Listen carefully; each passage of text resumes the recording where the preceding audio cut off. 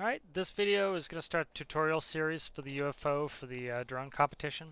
So first thing we do is we'll do a daylight walk around here. So this drone is going to launch with some accessories.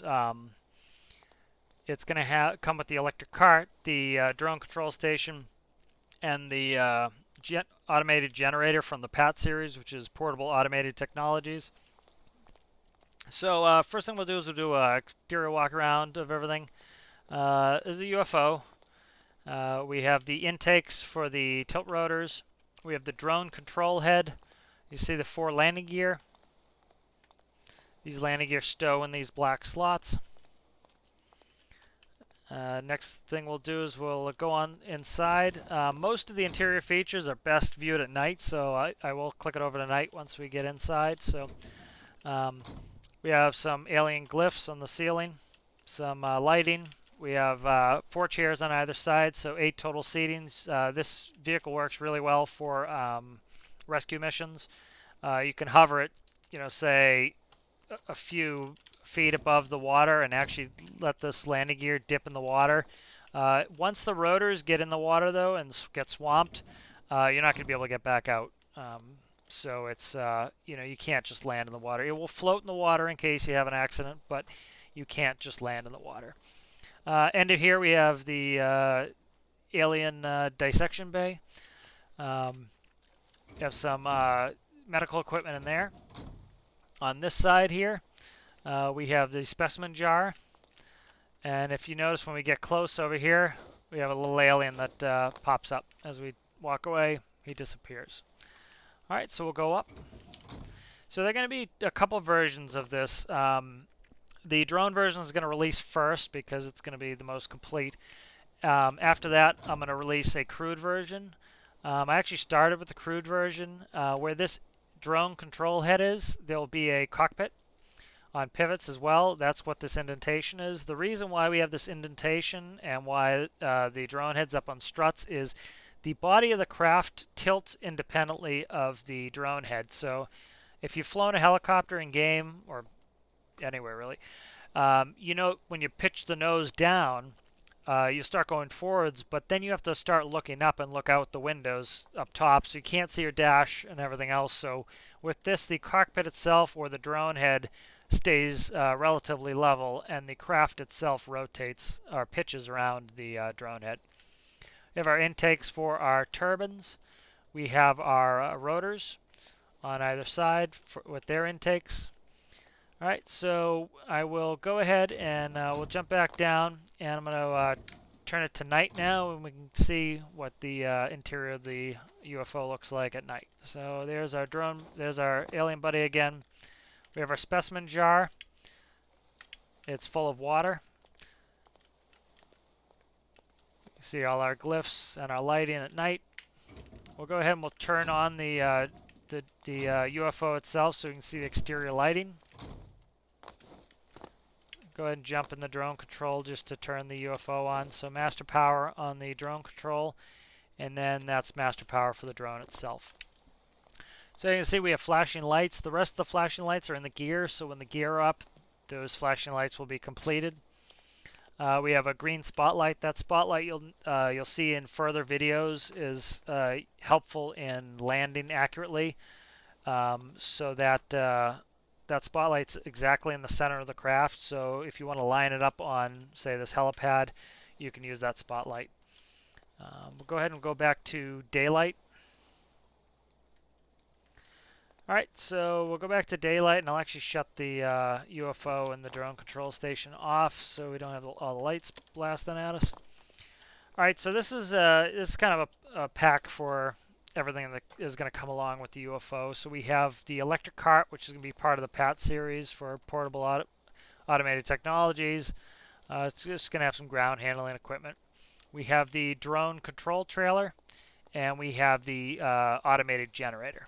So so we'll go through the electric tug first. So that switch released the parking brake, speed miles an hour, battery delta battery. I'm going to go ahead and click master power on. We have forward and reverse. If we click on forward, we're already in forward, nothing happens. If we click reverse, a white light comes on to indicate reverse. back to forward. Light goes out, we're back and forward. That's our lights. And then the only C control is 1, which is a horn. All right, go ahead and go into third person view. We have our marker lights are on. If we look in the back here, we can put crates or whatever we want on there. We have an electrical cable anchor that is color coded for this cart here. We have the toggle button which releases our connector. All right, so we'll go ahead and we'll connect up to the drone control station. I'll go in third person view just to make it easier for everybody to see.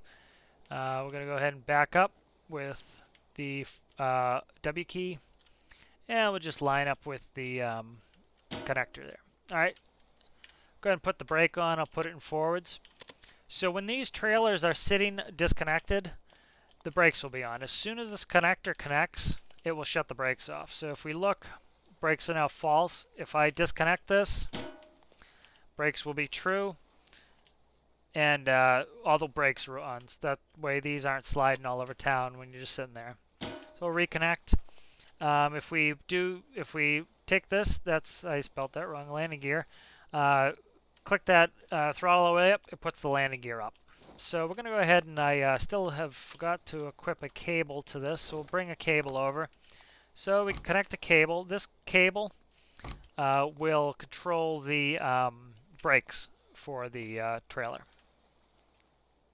Take the parking brake off, start driving around. If you see when I slam on the brakes, right now, the trailer has brakes as well. That keeps the trailer nice and straight, so it's not all over the place. And we can just park the drone control wherever we want it. So right here is fine. So I'll put the parking brake on, jump off. We'll detach the cable.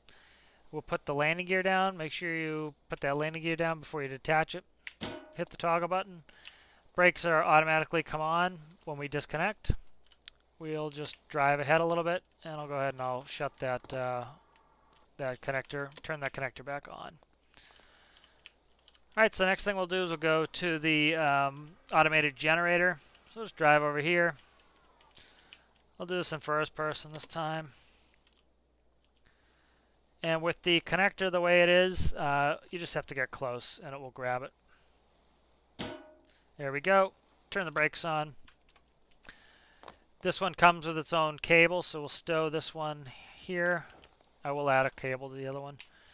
We'll connect the cable, the blue cable there. Go ahead and look in the back. As you see, the marker lights come on, as I was saying before with the brakes. Brakes are now false. All right, so we can move our generator. And we'll move it over towards the drone control station. Oh, I'm in reverse. Move it over to the drone control station.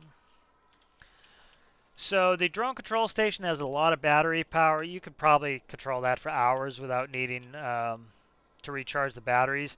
But with this automated generator, you can leave this plugged to the drone control station. The generator will automatically turn off and on as necessary to power the recharge whatever it's connected to.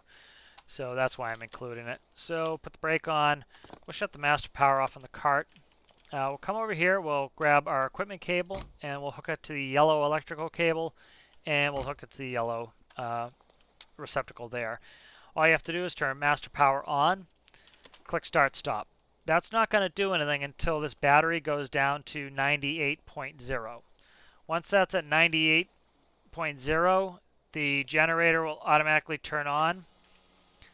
It has two doors on here just for looking inside. Really doesn't do anything. It's just for aesthetics. Has a hose which you could connect to diesel fuel to fill the tank in the back. It has a large tank. We can go ahead on this side. Also has an inspection door. All right, and so if we want to drop this, we need the power on. We can go ahead and drop this trailer. And if we drop the trailer, the brakes will automatically come on, as I said before. I don't know why that reconnected, but it did. All right, so as soon as that disconnects, brakes will come on. So brakes are now on this generator. So as long as it's connected like this, master power and that green start stops on, it will automatically turn the generator on whenever it needs it. So that's the pretty basic walk around and overview of the drone and the control and the accessories that go with it.